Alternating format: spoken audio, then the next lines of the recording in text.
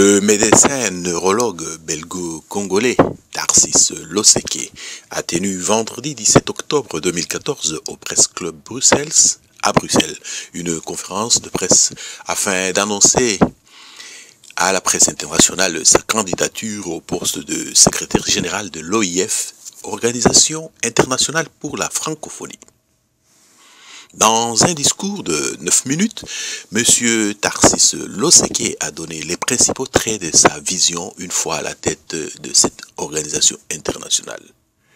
Une plus grande expansion du français et de la culture francophone, l'environnement, le développement durable, une diminution de la cassure économique entre les pays francophones du Nord et ceux du Sud, une plus grande promotion des grands outils de diffusion du français, la musique, le théâtre, le cinéma, le sport, les médias. Après la conférence de presse lors du cocktail, M. Loseke a longuement échangé avec les participants. Politiquement, M. Loseke n'est pas du même bord que M. Joseph Kabila. Un handicap? Lors de l'interview qu'il nous a accordée, M.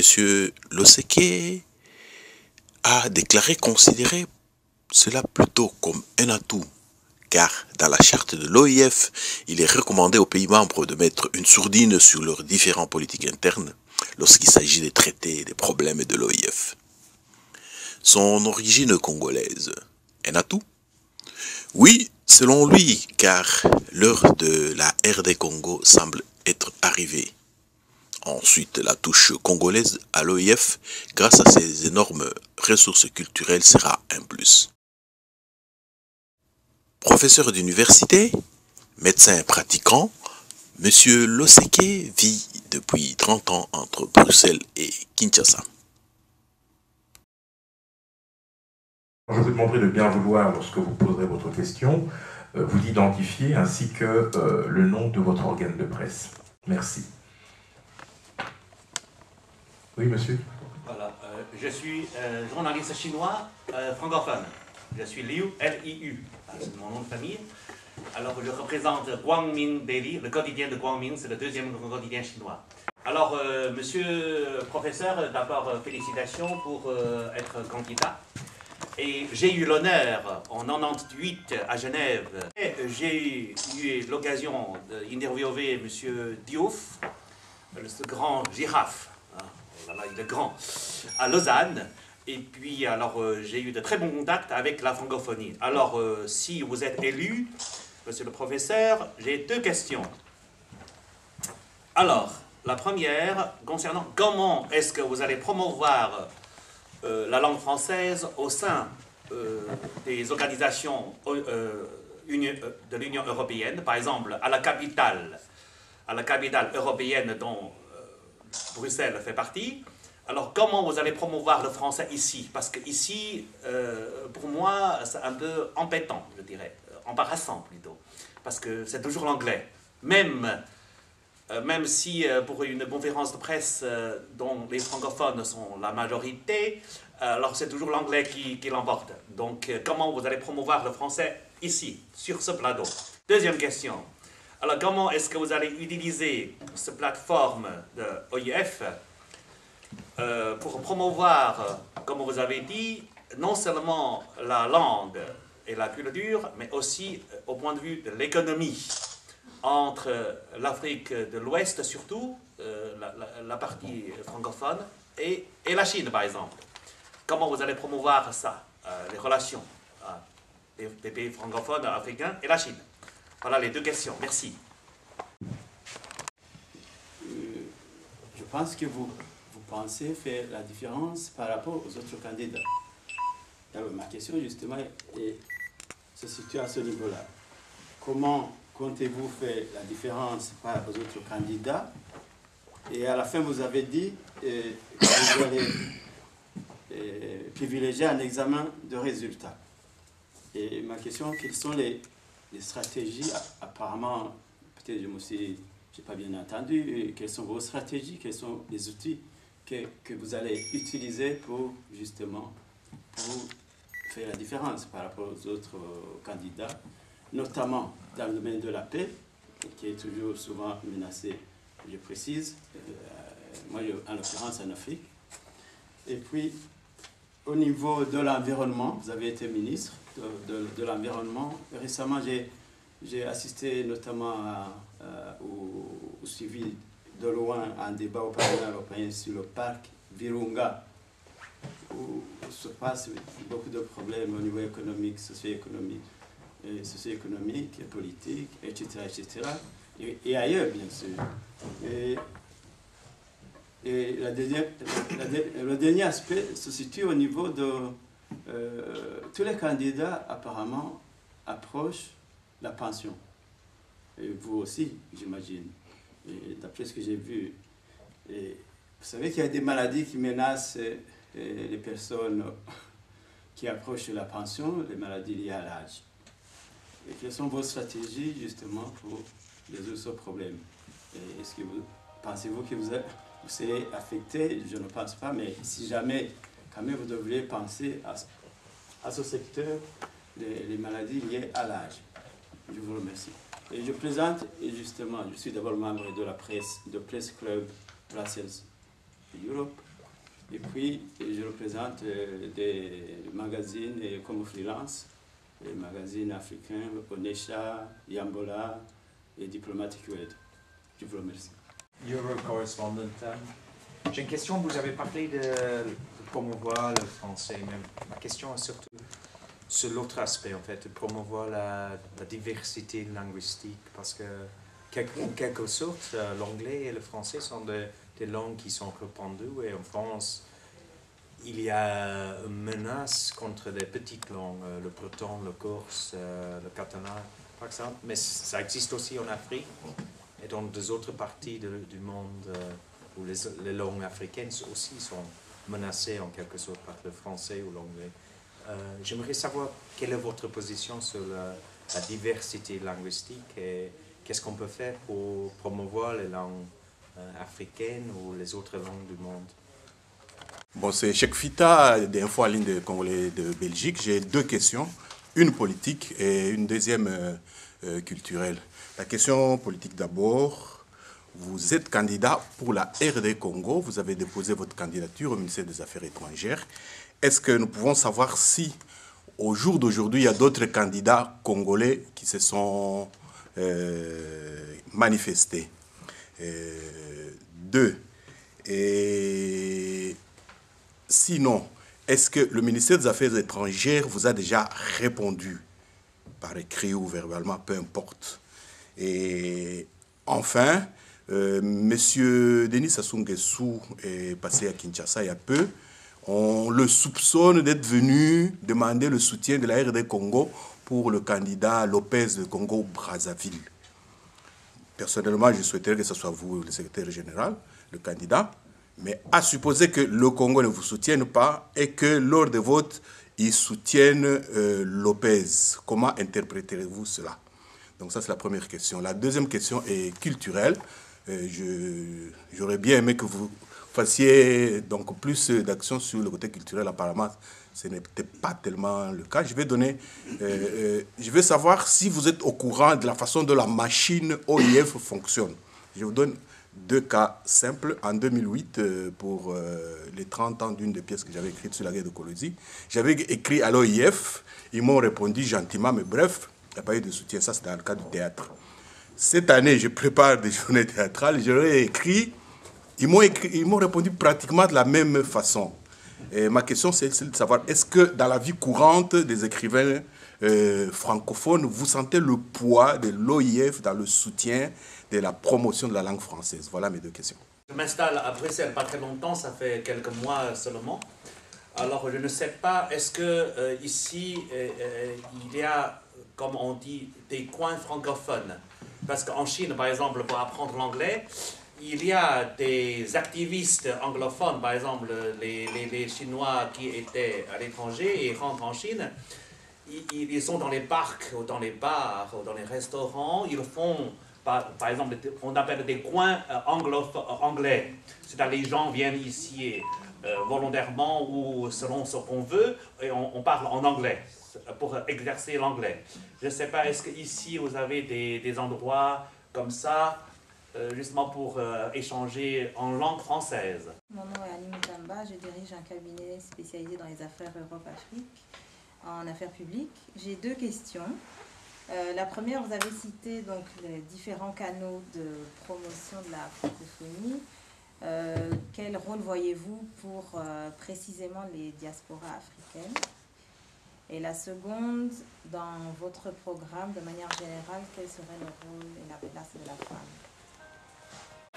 Docteur Loseke, bonjour. Bonjour, M. Tchekfita. Vous avez tenu une conférence de presse au Centre de presse Europe, la presse internationale à Bruxelles, où vous avez annoncé votre candidature pour devenir secrétaire général de l'OIF. Devenir secrétaire général de l'OIF. Un rêve ou cela relève du possible? Cela relève tout à fait du possible pour si j'en ai les profils et les compétences. Et vous êtes congolais, vous êtes d'origine congolaise. Est-ce un atout ou un handicap? Pour moi, je pense que c'est un atout. D'abord, mon pays, la République démocratique du Congo, est le deuxième pays francophone au monde de par la grandeur et la population.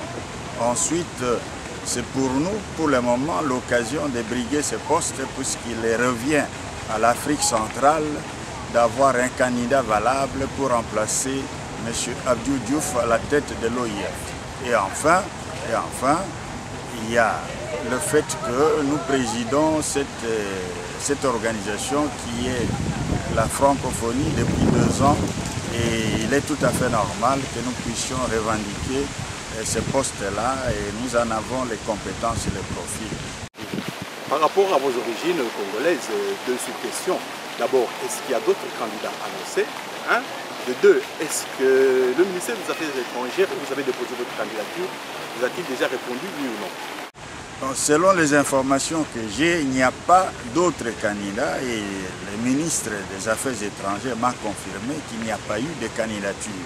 C'est la raison pour laquelle on n'en a pas parlé. L'arrivée de ma candidature était une opportunité pour le gouvernement de la RDC de positionner un fils de la RDC. Et pour le moment, officiellement, je n'ai pas encore de réponse, mais comme vous savez, non seulement il n'y a pas de date limite, c'est ce qu'on appelle le délai butoir pour déposer les candidatures, mais vous savez aussi que mon pays, la RDC, a un gouvernement qui expédie les affaires courantes.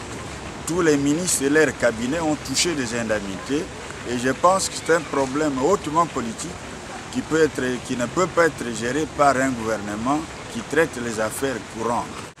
La décision relève du président de la République, M. Joseph Kabila, qui a les dossiers et qui, à un moment donné, pourra donner la réponse appropriée à cette question.